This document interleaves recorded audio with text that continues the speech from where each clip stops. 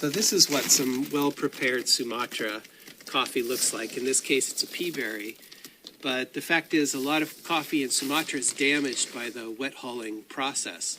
So we made a video that involves a lot of close-up macro photography, where I'm going to try to explain the differences in Sumatra coffee and how you can look at the green coffee, what you can learn by looking at it, and also what the limits of that knowledge and what you can learn by tasting it and through the roasting process.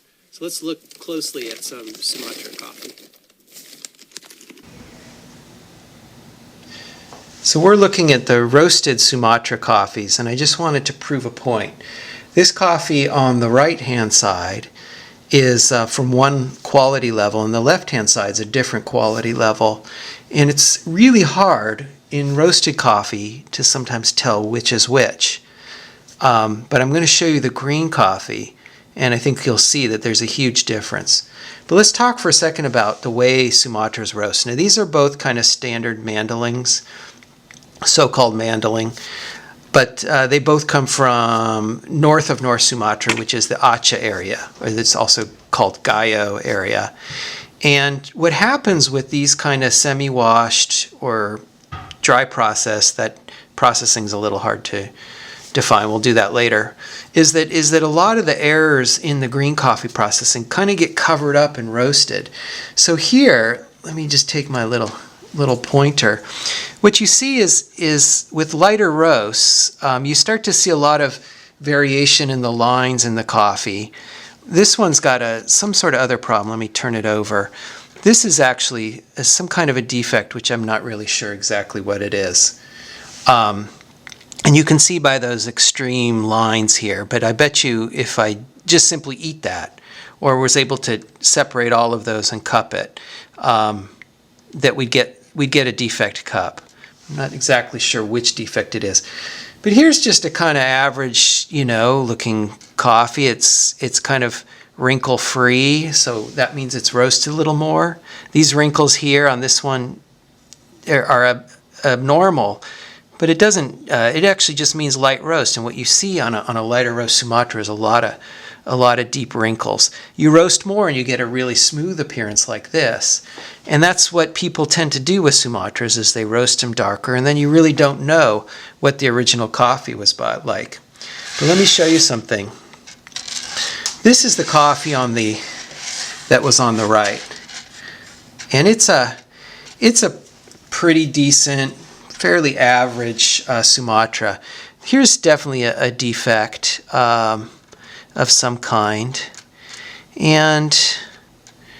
but these are fairly sound beans. And here's something that you'll see a lot in Sumatra. This is splitting that occurs. This is the damage either from wet hulling or from drying, where the coffee is very fragile and it gets split. Here's another one for you. And let me get those in the center. I tell you, macro can be kind of hard with the focus, but here you can see, and that's not going to be necessarily a defect cup, but in roasting it will tend to roast poorly. And this could have been a much higher percentage moisture content, but whatever the case, you're doing these traumatic things to coffee when it's extremely wet, and you could just, it's like a lima bean or something after it's cooked. It's just mushy. And whereas coffee's normally in wet processing, it's inside the hull, protected during that. Now this was that better coffee. I wouldn't call this a great Sumatra coffee here. Let me show you the one that was on the left there. Let me get that into the frame. This is the other coffee. And we see some good sound beans like right here. But look at this. Really bad. That's probably broca damage along with broken. Look at this. That is not a rat turd. That is a full black bean. Here's another one. And a black bean, or a stinker, does exactly what you think it does in the cup. I mean, it is foul. Over here, there's a rock. Well, these are just laid out on a patio to dry, so So this has gone through no other hand sorting, and I can without any effort find broken bits, all kinds of stuff. Now this is sold, by a U.S. importer as grade 1 Sumatra mandling. And when you roast it, especially if you roast it dark, you get something that's actually pretty presentable here. But let me tell you, in the cup, you can't hide this kind of stuff.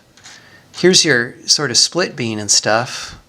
But really, well, here's an interesting pulper damage bean with some broca in there. That's the insect it's not alive in the green coffee, but it's on the tree. But these are really big problems. Now this is something here's a coffee we actually bought as our mandling. Never defect free, never without splits. I could find something in here pretty easily. But you'll see a pretty good appearance with a lot of sound coffee. And for example here, I can see a broken. Brokens aren't necessarily going to produce a bad cup, but they're going to roast a little funny. And actually, I can't see a single other defect in this. I think this coffee probably really deserves to be called grade 1. This has the silver skin on it, but there's nothing necessarily wrong with this.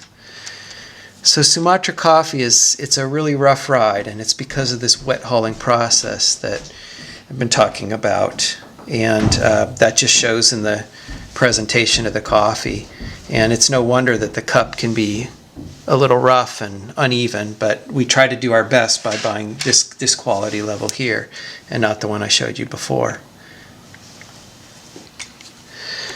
So this is kind of interesting. This is something that we do, which is using ultraviolet light to check the quality of coffee. And we use it as an extra source of information, but this is our fairly defective sample. I left our rock in there to remind us that it's defective. And the coffee here looks fairly okay, but we have broca damage right here. That's where when the coffee was on the tree, the insect drilled a hole in it, and that creates some problems. Not that the insect's still in there or anything, it's gone, but it creates some issues with the cup. So what we're going to do is Byron's going to shut off the lights, and we're going to keep our UV light on. So, and our camera will adjust. And now what you're seeing here, and here, especially, these three especially, is you're seeing the luminescence under ultraviolet. So these three coffee beans here, and this is normal in Sumatra to see a lot of glowing coffee like this. These indicate that there was issues in drying, or it could also indicate some other problem in fermentation and drying. But they definitely affect the cup. You'll see in really fruity off coffees, like rotten fruit type coffees, or really dirty coffees, you're going to see a lot of ultraviolet defects. Like I said, sometimes we can't take 100% stock in this. Just because it's luminescent doesn't mean it's bad, but it tells you something. And even here where we see, this is interesting, where we see the broken bean that's probably like caught in the machinery or something, and we see luminescence there. And for comparison, these two, like this one especially, has no luminescence. But it's another way that we look at the coffees. A few luminescent beans isn't going to, ruin our opinion of it, especially in Indos. You're going to see that. This is our good coffee. And let me see. I mean, we have some luminescence in here too, especially like right here. So even in coffees that we think the cup is good, we'll have it. But in general, this sample is looking a lot more sound. And this, there's another one right here that has some unusual, I think that's nicking from the pulper. So it may have been another coffee bean that got stuck in the equipment or something, which will definitely, if it gets waterlogged and re-wet over and over, then you're going to see these drying problems that show up as luminescence under UV light.